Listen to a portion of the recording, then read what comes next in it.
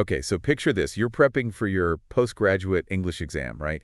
And you've got this massive vocabulary list staring you in the face. Oh, yeah, I know that feeling. It can be so overwhelming trying to cram all those definitions in. Definitely, like your brain just goes into overload mode. Exactly, and that's where this deep dive comes in. That's right, we're tackling Day 7, Unit 2, Sections 21 through 32. But we're not just going to throw definitions at you. We're going to dissect these words, really get under their skin. We want you to understand them, not just memorize them. So think of this as your secret weapon for conquering those tricky exam questions and, even sounding more sophisticated in everyday conversations. Exactly, because knowing a word means being able to use it confidently in any situation. Absolutely. So we'll be breaking down those precise meanings, looking at real exam questions, those Jan's examples, and showing you how these words work in everyday conversations. We'll also be sharing memory tricks, exploring common pitfalls, and even demonstrating how to use these words naturally, like you own them.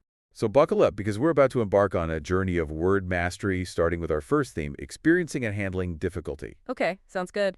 And the first word up is suffer. All right, suffer. It's a verb, and it basically means to experience something negative. Right, like pain, hardship, or distress. Exactly. So you might say something like, I hate to see animals suffering. Yeah, that really captures the feeling of going through something unpleasant. Right, and we actually have a example here. Like the majority of authors, he had to suffer many disappointments and rejections along the way. Oh, that's a good one. It shows how enduring those setbacks is often part of a larger journey. And of course, the noun form is suffering, which refers to that state of pain or distress itself. So, to make this word stick, think of carrying a heavy burden. Oh, I like that, a burden of suffering. And for the exam, remember that both the verb suffer and the noun suffering are fair game. Right, they can appear in various sentence structures, so be ready for anything. Okay, moving right along, we've got transfer. Transfer, this one's interesting because it has a few related meanings, all having to do with moving something from one place to another. Okay, like physically moving something. Right, exactly. So, for instance, you could say, he announced that the company had been transferred to another city. So in that case, it's a very clear relocation. Absolutely, but transfer can also be more abstract, like in the Sasa example, Ferraro suggests the results may transfer to other parts of Asia. Oh, I see. So here it's more about the applicability or extension of those findings. Exactly, and you can also transfer files on a computer or transfer to a different university. It's all about that movement from one point to another. Precisely, and to really solidify this in your mind, try visualizing physically moving something from one spot to another. Oh, I like that, like moving a file or even a piece of furniture. Exactly. That kind of imagery can be really helpful. And for the exam, just be prepared for all those different contexts, physical movement job or academic changes, and that more abstract idea of results or effects being applied elsewhere. Great tips. Okay, now for a word that often trips people up, infer. Oh, yeah, infer, it's all about deduction. You're concluding something based on evidence or reasoning, but it's not stated directly. So like if you see smoke, you might infer that there's a fire, even if nobody's actually yelling fire? Precisely a perfect example, and we have a great one here. It is reasonable to infer that the government knew about these deals. Interesting, so that inference is based on the available information. Right, and here's another example that really emphasizes context. Much of the meaning must be inferred from the context. So it's all about reading between the lines, like being a detective, using clues to figure out what's really going on. That's a great way to remember it, be the detective of meaning. And for the exam, the big thing to remember is the difference between infer and imply. Yes, the classic infer versus imply. It's easy to get them mixed up, but remember the speaker or writer implies, meaning they suggest something. And the listener or reader infers, meaning they draw the conclusion. Exactly. They're two sides of the same coin, but the action goes in opposite directions. Okay, great clarification. Now let's tackle refer. All right, refer, it's a verb, and it has a couple of main uses. One is to direct someone or something to another source for information or help. Okay, like sending someone to a specialist. Exactly. Like in this example, the company says it has referred the matter to its lawyers. So they're pointing them in the right direction for further action. Right. The other use of refer is to simply mention or allude to something. Like bringing up a topic in conversation. Precisely. We have a perfect style example for this. This refers to discrimination against those whose surnames begin with a letter in the lower half of the alphabet. So it can either be directing you to something else or just bringing something up in conversation or writing. Exactly. Think of it as either go here for more info or I'm talking about this. I like that. And to help remember it, think of a reference book you referred to it for information. Oh, that's a good one. And for the exam, pay close attention to that preposition to that often follows refer when it means to mention something. Okay, noted. Now let's look at reference itself. All right, so reference is the noun form of refer, particularly in that sense of mentioning or using sources. Like a citation in a research paper. Exactly. We have an example here.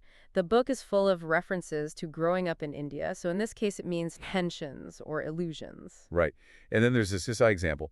Nowadays, his reading material has changed from science fiction and reference books. Ah, yes, that one highlights how reference is used in an academic setting, referring to books you consult for information. So it could be either the act of referring or the thing you refer to. Precisely like that bibliography at the end of a research paper that's like list of references. So when you see reference in an academic context, think sources and citations. That's a key exam point. Absolutely. All right, moving on, we have confer. Confer, let's break it down. So confer is a verb with two main meanings. The first one is to grant or bestow something, often something significant, like an award, a degree, or right. Okay, so like conferring an honorary doctorate. Exactly. And we actually have a say example that demonstrates this.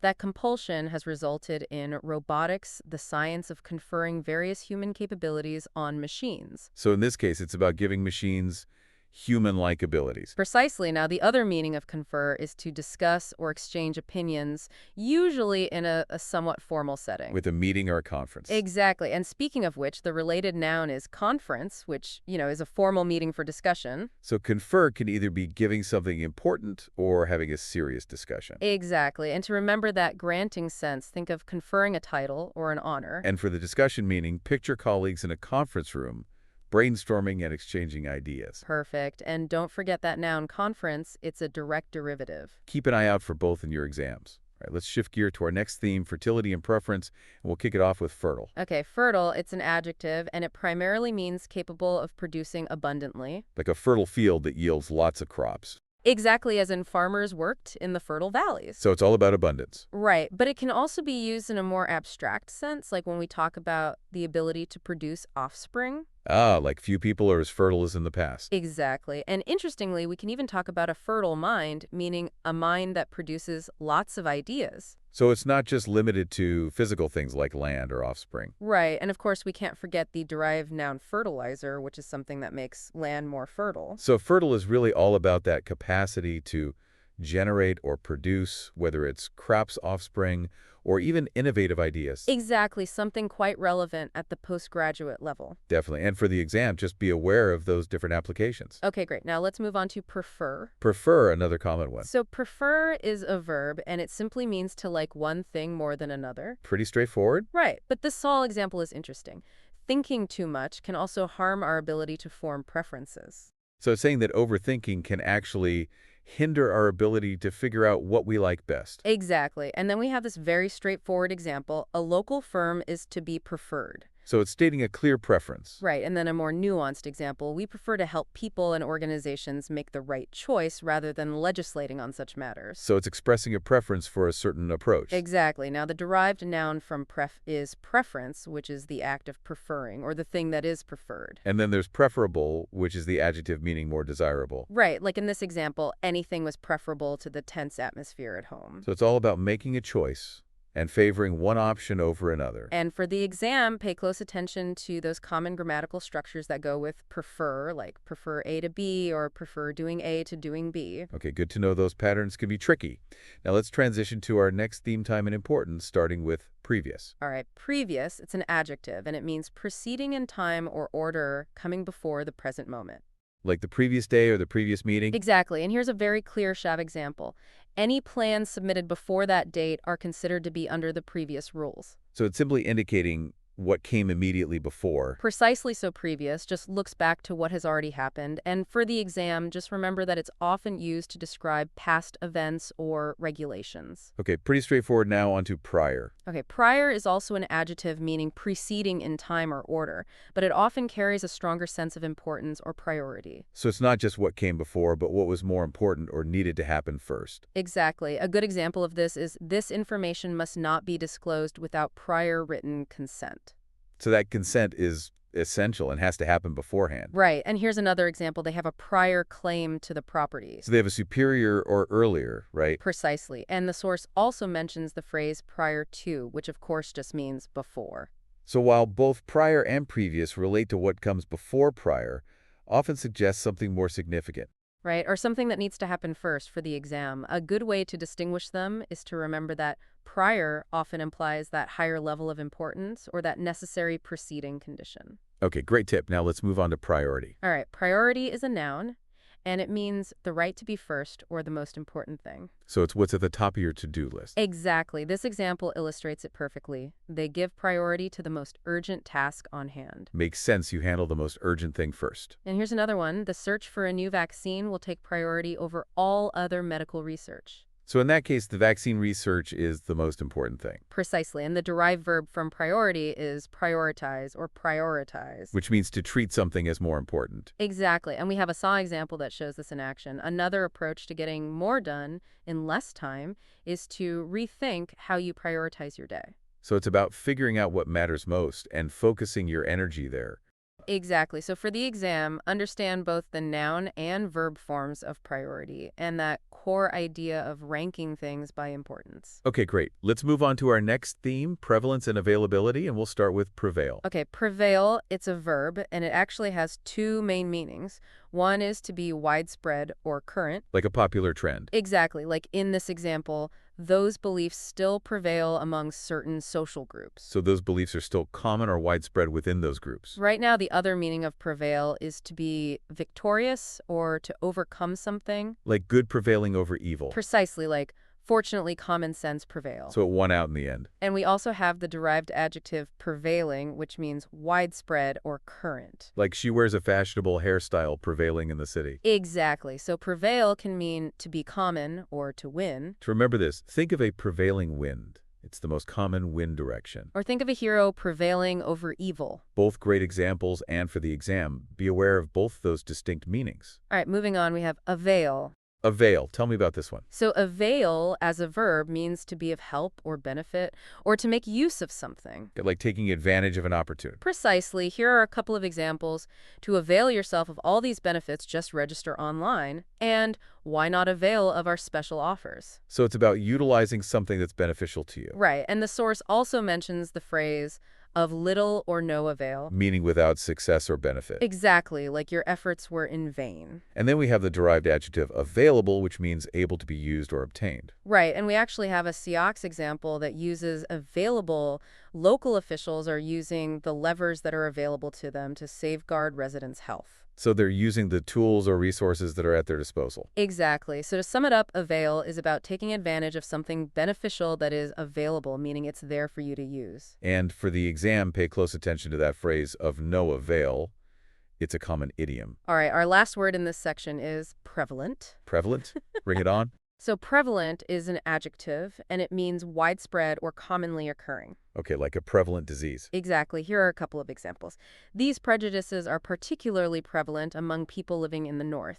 And the disease is even more prevalent in Latin America. So if something is prevalent, you see it a lot. It's common. Precisely. And it's very similar to the prevailing sense of prevail. Okay, so for the exam, just remember that prevalent is often used to describe those social trends, beliefs, or conditions. All right, good. Our next theme is ways and means, and we'll start with manner. Okay, manner. What's it all about? So manner is a noun, and it has a couple of key meanings. The first one is the way in which something is done, the method or style. Like someone's manner of speaking. Exactly, and we have a so phrase that shows this in as obvious a manner as possible. So it's highlighting how something is done. Precisely. Now, the other meaning of manner relates to behavior etiquette or customs. Like teaching children good manners. Right, exactly. Like these children need to learn some manners. So it could be either how you do it or how you behave. Exactly. You might admire someone's efficient manner of working or comment on their polite manner. And for the exam, make sure you understand both of those meanings. All right, our next word is mode. Mode, break it down for me. So mode is a noun, and it refers to a way of operating a style or a setting. Okay, give me some examples. Sure, here's one. You can also use this computer game in two-player mode. So that's referring to a specific setting within the game. Exactly, and here's another one. The operation should be done only once for each mode. So in this case, mode indicates different ways that something can function. Precisely, and think of your phone having airplane mode. That's a specific way that it operates. So mode often appears in those technical or operational contexts, referring to a specific way something functions. Right, keep that in mind for the exam. Okay, we'll do now. Let's move on to our next theme, attitudes, modesty versus arrogance. And we'll start with modest. Right, modest, it's an adjective, and it has a few related meanings. It can describe someone who's humble and doesn't boast.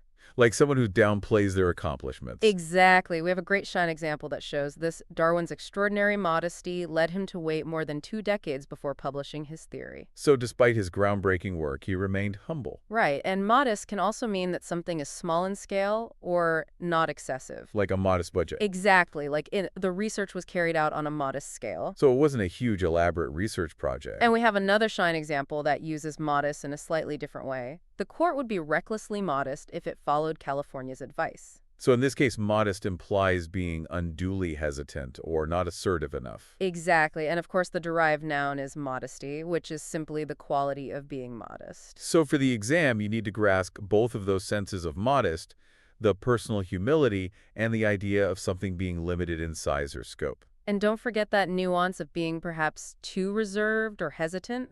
Great. Now let's move on to earnest. Okay, earnest, it's an adjective, and it means showing deep sincerity or seriousness. Like someone who's really committed to their beliefs. Exactly. Here are some examples. Despite her earnest efforts, she could not find a job. And when I looked over, he was in earnest conversation with his father. So the first one highlights sincere effort, and the second one indicates a serious discussion. Right. Think of someone making an earnest plea. They really, really mean it. So earnest conveys that sense of real intent and seriousness. And it often describes someone's attitude or their efforts. Okay, now let's contrast that with arrogant. All right, so arrogant is an adjective that describes someone who has an exaggerated sense of their own importance or abilities. Someone who's conceited. The know-it-all ton. Exactly. Like in these examples, he was a rude, arrogant young man, and the chief inspector disliked his arrogant manner. So they're coming across as superior, and it's not a good look. Definitely. And it's the opposite of being modest in that personal sense. So for the exam, remember that arrogant often contrasts with modest. Okay, good point. Now, our last word in this theme is eloquent. Eloquent, tell me about it. So eloquent is an adjective that describes someone who speaks or writes in a clear, persuasive, and impactful way. Like a gifted orator. Exactly. Here are some examples. He grew very eloquent on the subject, and it was an eloquent and well-informed speech. So they have a way with words. Right. Think of a powerful speaker who moves an audience with their words that's being eloquent. So eloquent usually refers to those communication skills, the ability to express oneself powerfully and fluently. Exactly. Okay, let's move on to our next theme, change and adjustment, and we'll begin with alter. All right, alter, let's hear it. So alter is a verb, and it means to change or modify something. Like making adjustments to a plan. Exactly. We have an example that shows a significant change. He had altered so much I scarcely recognized him. Wow, so much that he's almost unrecognizable. And then we have a Siwan example that highlights a deliberate change. An unauthorized hacker has been able to access a computer database and to alter information stored there. So someone's tampered with the data. Right, and the source also mentions alternate, which is a derived adjective meaning occurring in turns.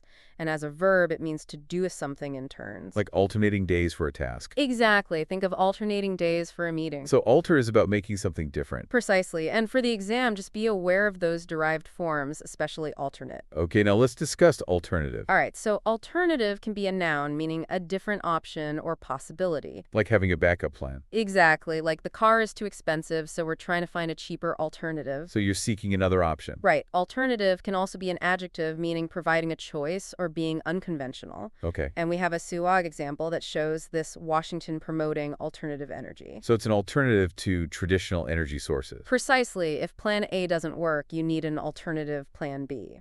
So for the exam, understand that alternative is simply another choice. And it often comes up in discussions about options and solutions. Okay, good point. Now let's talk about switch. Switch, what can you tell me about this one? So switch can be a noun referring to a device that controls the flow of electricity. Like a light switch? Exactly. Or figuratively, it can refer to a change. Okay. Now, as a verb, switch means to change or shift, so the literal sense would be like he flipped a switch and the lights came on. Pretty straightforward. Right. And then we have the figurative sense in this example. When our brains switch between being focused and unfocused on a task, they tend to be more efficient. So it's that shift between different mental states. Precisely. And the source also mentions those common phrases, switch on and switch off. Like turning a device on or off. Right. And to really grasp this word, think of switching gears in a car. Ah, that's a good one. It's a sudden change in operation. Exactly. So switch implies usually sudden change from one state to another. And for the exam, remember to be aware of both those literal and figurative uses. Okay, now let's move on to modify. Modify, what's the lowdown? So modify is a verb, and it means to make changes to something, usually to improve it or make it more suitable. Like tweaking a recipe. Exactly. Here are a couple of examples.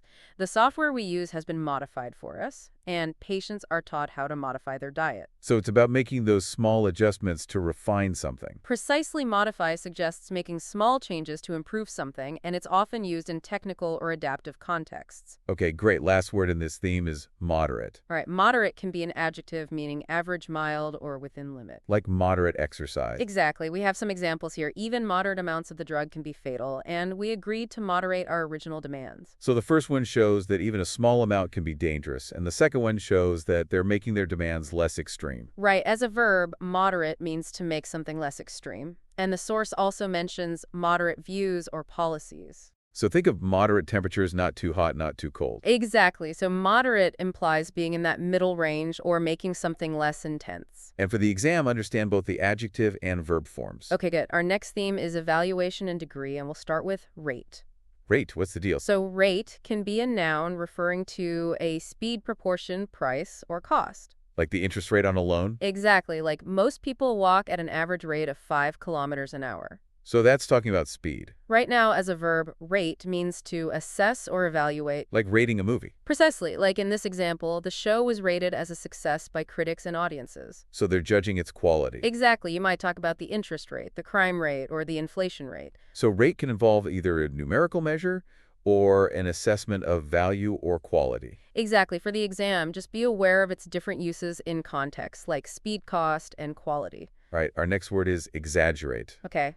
Exaggerate is a verb, and it means to represent something as being larger, better, or worse than it really is. To overstate or embellish. Exactly. Here are some examples. The hotel was really filthy, and I'm not exaggerating, and demand for the product has been greatly exaggerated. So they're stretching the truth. Right. Exaggerate means to overstate something, and it often comes up in discussions about accuracy or honesty.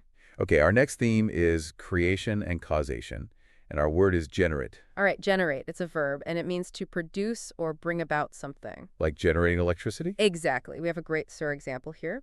However, Allen believed that the unconscious mind generates as much action as the conscious mind. Interesting. So the unconscious mind is actively producing or creating actions. And here's another example. The proposal has generated a lot of interest. So it sparked interest or created a buzz. Precisely think of a generator creating electricity. It generates power. So generate is all about creating or causing something to happen. Exactly, and it's often used in the context of cause and effect. All right, let's move on to our next theme, showing and indicating, and we'll kick things off with demonstrate. Okay, demonstrate. It's a verb, and it actually has several meanings, including to show clearly, to prove, to express, and to protest. Okay, so it's a versatile word. Definitely. And here's a song example that shows it meaning to prove or show clearly.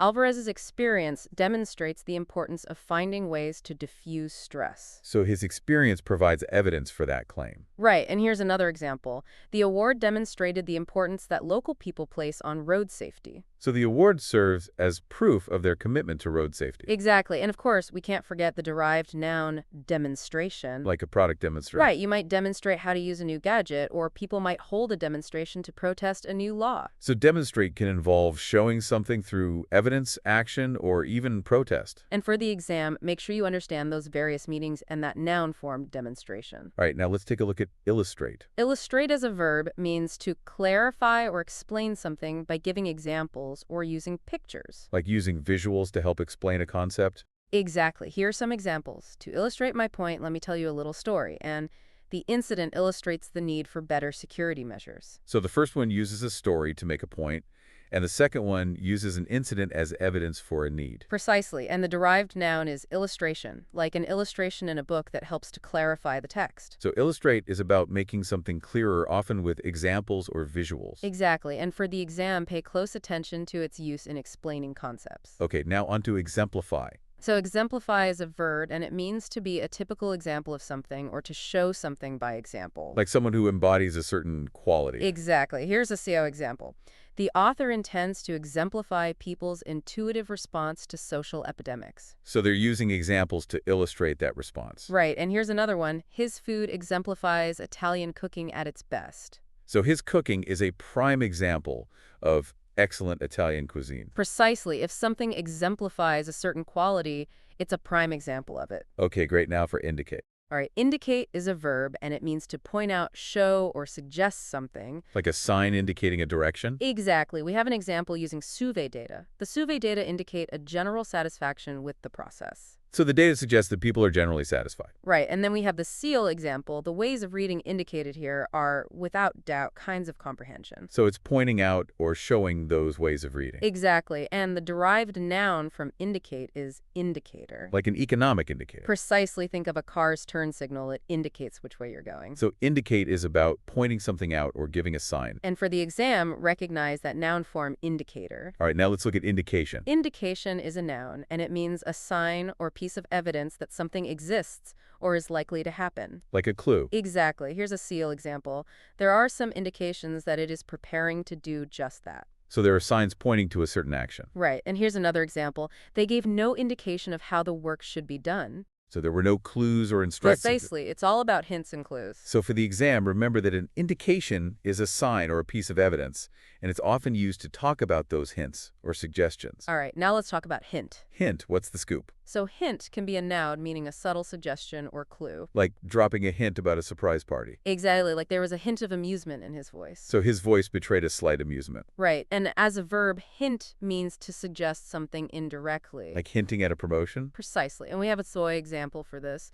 The communities minister, Don Foster, has hinted that George Osborne may introduce more flexibility. So he's suggesting that possibility without stating it outright. Exactly. It's all about those subtle suggestions. So for the exam, understand both the noun and verb forms of hint. Okay, moving on, we have manifest. Manifest, tell me about it. So manifest can be an adjective meaning clear or obvious. Like a manifest error. Exactly. Like his nervousness was manifest to all those present. So everyone could see how nervous he was. Right. And as a verb, manifest means to show something clearly, especially a feeling, attitude, or quality. Okay. Here's an example. The symptoms of the disease manifested themselves 10 days later. So the symptoms became apparent after 10 days. Precisely, it means to become clear or obvious. So manifest is all about something becoming evident or apparent. Exactly. It's often used to describe the appearance of something. Okay, now for embody. All right, embody is a verb, and it means to be the physical representation of an idea or quality, or to include something. Like a flag embodying national pride. Exactly. A perfect example. And here's a C example. Achievement happens because you, as a person, embody the external achievement. So you become the living embodiment of that achievement. Precisely. And here's another example. This model embodies many new features. So those features are incorporated into the model. Exactly. It's like being the living version of an abstract idea. So embody is about representing an abstract concept or containing specific features. Exactly. And it's often used in those abstract discussions. Okay, now let's tackle imply. Imply, it's a verb meaning to suggest something indirectly without stating it explicitly. To hint at something. Exactly. And we actually have a gas example that uses a related noun, implication.